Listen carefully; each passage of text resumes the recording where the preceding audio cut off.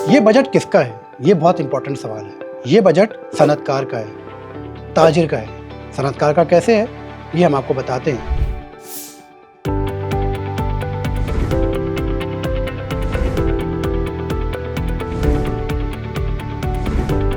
बात यह है कि हुकूमत ने तकरीबन 7,500 से ज़ायद ऐसे रॉ मटेरियल्स हैं जो कि पाकिस्तान की लोकल इंडस्ट्री इंपोर्ट करती है और ये पाकिस्तान में नहीं बनते। उनके ऊपर मुख्तलिफ ड्यूटियाँ, रेगुलेटरी ड्यूटी है, इसमें एडिशनल कस्टम ड्यूटी है और कस्टम ड्यूटी है, उसकी शरह को कम किया है और कुछ जगहों पे बिल्कुल ज़ीरो कर दिया। इससे फ़ायदा क्या होगा कि पाकिस्तान में जो सनतों के लिए रॉ मटेरियल्स है वो सस्ते होंगे, सनतों के लिए जो पाकिस्तान में कॉस्ट ऑफ डूइंग बिज़नेस है वो कम होगी, सनतें जो हैं वो फ़रोग़ पा सकेंगी और पाकिस्तान की प्रोडक्शन है वो बेहतर होगी। और जो अशिया पाकिस्तान नहीं बना रहा और वो बाहर से इंपोर्ट हो रही हैं, उनकी किसी हद तक जो है हौसला शिकनी होगी और पाकिस्तान में सनतें चलेंगी, रोज़गार में इजाफा होगा। इसके अंदर जो सबसे इम्पॉर्टेंट चीज़ है वो है टेक्सटाइल। टेक्सटाइल के मुख्तलिफ केमिकल्स हैं जो पाकिस्तान में तैयार नहीं होते, इसके रॉ मटेरियल्स हैं जो कि पाकिस्तान में तैयार नहीं होते। उनके ऊपर 2022 में हुकूमत ने टैक्स लगाया था ताकि उनकी इंपोर्ट की हौसला शिकनी हो।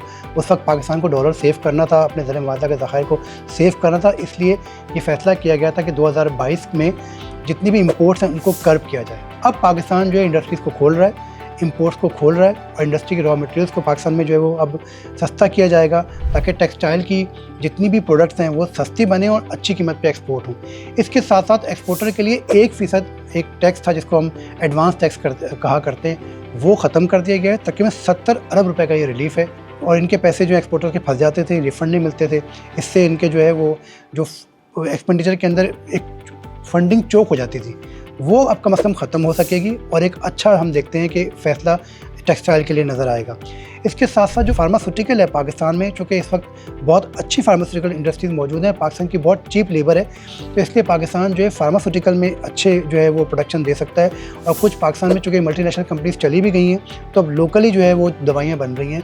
उन दवाइयों की कीमतों को कम करने के लिए और उसको साथ साथ उसको एक्सपोर्ट मार्केट तक पहुँचाने के लिए इनके भी हज़ारों जो हैं वो ऐसे आइटम्स हैं जो कि फार्मास्यूटिकल में इस्तेमाल होते थे, उनके ऊपर छूट दी गई है। इसी तरह अगर हम ऑटो इंडस्ट्रीज़ की बात करें तो ऑटो इंडस्ट्री के भी सैकड़ों ऐसे आइटम्स हैं जो कि पाकिस्तान में तैयार नहीं होते और वो बाहर से इंपोर्ट होते थे, तो महंगे इंपोर्ट होते थे। उनके ऊपर भी अब ड्यूटी जो है वो कहीं ज़ीरो की गई है, कहीं कम की गई है।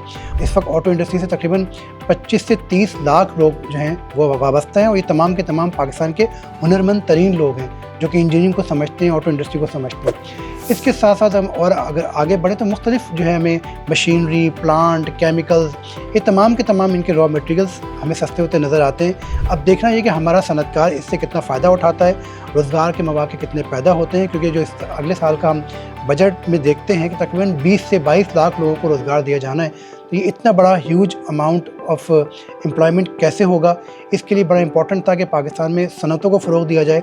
उसके ऊपर बड़ा हुकूमत ने फोकस किया कि अगर हुकूमत लोगों को रोज़गार दे देगी तो किसी हद तक जो इन्फ्लेशन का इम्पैक्ट है वो उनके ऊपर ज़रूर कम हो सकेगा।